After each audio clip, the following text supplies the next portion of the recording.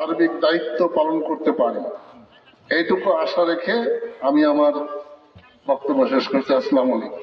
উদ্বোধক জনাব আলহাজ মোহাম্মদ আব্দুল মান্নান ভাষা সাহেবকে তার আল্লাহ তাআলা তার ছেলের মাধ্যমে তাকে দান করার তৌফিক দান করলেন। একটি মাদ্রাসা চালানোর জন্য যতটুকু সক্ষমতা প্রয়োজন আল্লাহ তাআলা তাকে দান করুন, আল্লাহুম্মা আমিন।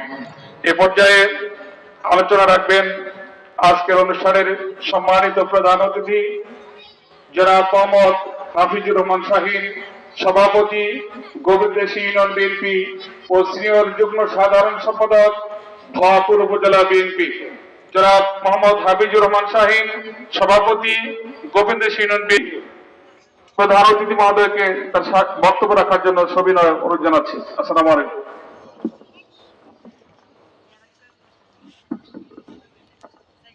বিসমিল্লাহির রহমানির রহিম। আলহাজ হযরুদ্দিন মহিলা হাফেজিয়া ও নুরানী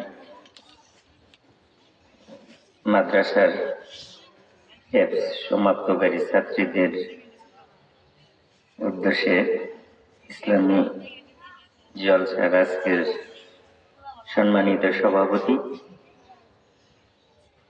সম্মানিত প্রধান বক্তা, মঞ্চে সকলেই আমার সম্মানিত ব্যক্তি সবাইকে এবং সামনে উপবিষ্ট যারা এখানে আছেন সবাইকে আমার সালাম, আসসালামু আলাইকুম। আসলে আমি কি বলবো আমি যে খুঁজে পাচ্ছি না, তবে যেহেতু কথা বলার জন্য দাঁড়িয়েছি দুই চারটি কথা বলবো।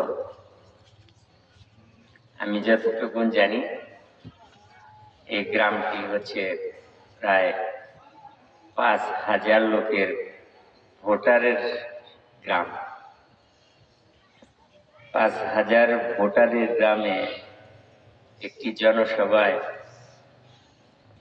উপস্থিত দেখতেছি 100 হতে পারে, এরকম মেবি প্লাস মাইনাস। আসলে যে বিষয় হচ্ছে যে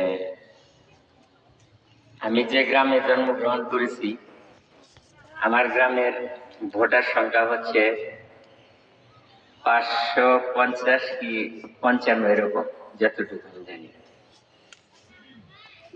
আমাদের গ্রামে হচ্ছে 3টি শিক্ষা প্রতিষ্ঠান, 3টা শিক্ষা প্রতিষ্ঠানের মধ্যেও গত 27 নভেম্বর আমরা যে জনসভা করেছি, যেহেতু আমার 550 ভোটার, লোক সংখ্যা সর্বোচ্চ হলে 1000 হতে পারে প্লাস মাইনাস।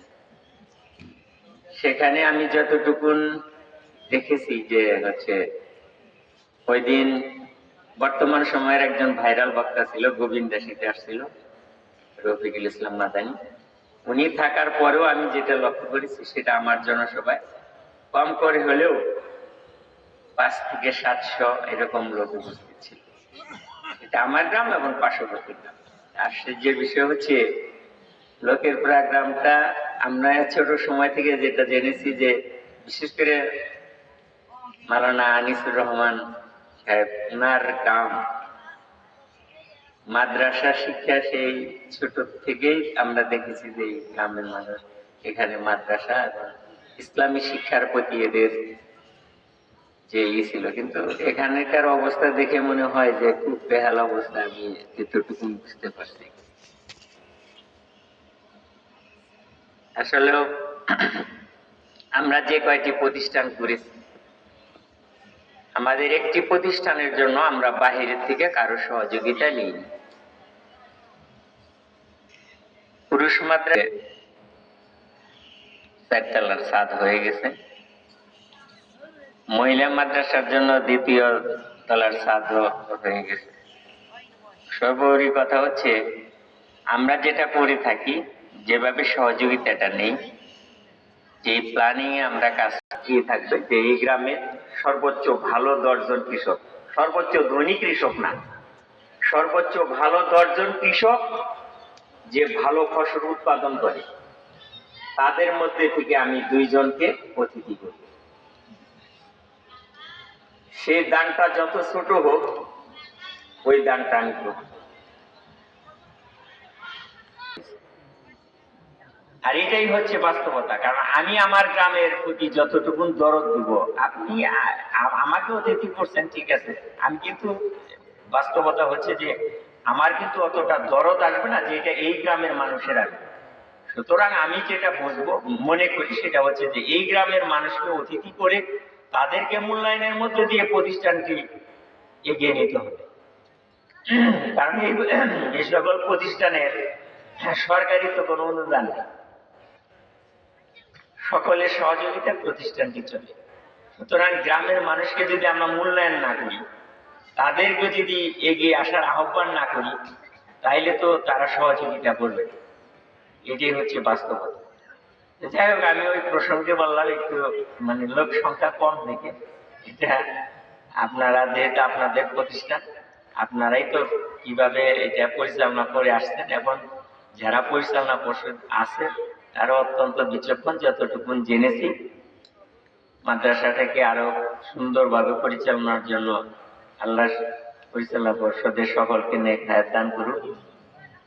আমরা বাইরে থেকে যতটুকু সম্ভব আমাদের সাধ্য মোতাবেক সহযোগিতা করবো, আপনাদের পাশে থাকবে। আরেকটি কথা বলি, সেটি হচ্ছে এই মাসটি হচ্ছে বিজয়ের মাস। যাদের আত্মত্যাগের বিনিময়ে আমরা এই স্বাধীন বাংলাদেশ পেয়েছি, তাদের রুহের মাগফিরাত কামনা করছি। পাশাপাশি 5ই আগস্ট যে সকল শহীদরা নতুন করে নতুন বাংলাদেশ আমাদেরকে উপহার দিয়েছে, যাদের কারণে এখানে কথা বলার সুযোগ পেয়েছি, যাদের আত্মত্যাগের বিনিময়ে সর্বশেষ এখানে কথা বলার সুযোগ পেয়েছি, তাদের রুহের মাগফিরাত কামনা করছি। পাশাপাশি 5ই আগস্টের সময় থেকে শুরু করে অনেক প্রায় 30-35 হাজার মানুষ পঙ্গুত্ব বরণ করেছে, যাদের হাত, পা, চোখ, নাক ইত্যাদি অঙ্গ প্রত্যঙ্গে বিভিন্নভাবে ইনজুরিতে আছে। তাদের আশু মুক্তি কামনা করছি। আসলেও দীর্ঘ 17টি বছর ওয়াজ মাহফিল করতে গেলে প্রশাসনের অনুমতি নিয়ে ওয়াজ মাহফিল করতে হতো। 5ই আগস্টের পর আমাকে যে কয়টি জায়গায় অতিথি করেছে, ইভেন কি থানার সাথে, প্রশাসনের সাথে যতবার কথা হয়েছে আমি বলে দিয়েছি, আমি ব্যক্তিগত, যদিও এটা উপরেরও এরকম ডিজায়ার ছিল, এভাবে বলে দিয়েছি ইসলামী জলসা হবে, আলোচনা হবে, প্রশাসনের অনুমতি নেওয়ার কোনো প্রয়োজন নেই। বক্তারা মঞ্চে আসবেন, কোরআন সুন্নাহর আলোকে কথা বলবে। সেই কথাটি যদি আমার বিরুদ্ধে যায়, এতে তো বক্তার কোনো দোষ নেই। আমি সুদ খাই, আমি ঘুষ খাই, এই অপরাধটা আমার, আমি করি। হুজুর তো ওয়াজ করতেছেন কোরআন সুন্নাহর মধ্যে ঘুষ খাওয়া সুদ খাওয়া হারাম।